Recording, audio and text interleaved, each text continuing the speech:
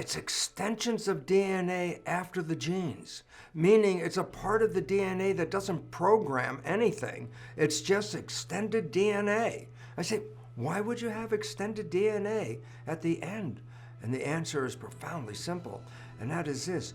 If you understand how the DNA is reproduced, first there's an enzyme that comes in when it's time to reproduce the DNA, and that enzyme is called a helicase. Remember, DNA is a helix, and a helicase, case means enzyme, it's an enzyme that breaks the helix. And so as the helicase moves down the DNA, it splits it into two separate strands. So as illustrated in this picture right here, the DNA of just one strand is one we're focusing on, and you can see where all the red little marks are in the DNA. That's where the gene programs are. But at the end of the DNA, there are different little marks, and this is where the telomere is. And I say, why should we have a telomere? At the ends of the DNA strand, at the very ends, are extensions of DNA. But these extensions don't program genes. These are just extra pieces of DNA.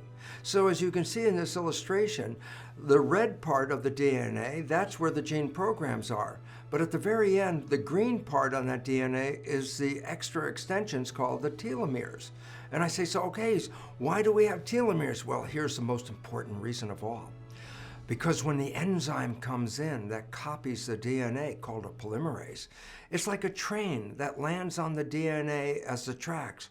And as the polymerase moves down the track, it leaves behind it in a wake a copy of the DNA that it was riding on. So as the train is moving down the DNA strand, it creates a duplicate piece of DNA behind it. This is how the DNA is reproduced. But the serious part is this. When the enzyme gets to the end of the strand, guess what? It cannot copy the piece of the DNA that it's sitting on, because the next move, that enzyme, that little train, will fall off the track. So why is it important? So as you see, when the polymerase enzyme lets go of the DNA, the new piece of DNA is shorter than the first copy. And I say, why is it relevant? Because every time the DNA is copied, the last little piece can't be copied. So every time it's copied, the DNA gets shorter and shorter and shorter. And then what will happen is, well, if you run out of the telomere portion, the next time you copy the DNA, you're going to cut off a piece of the gene.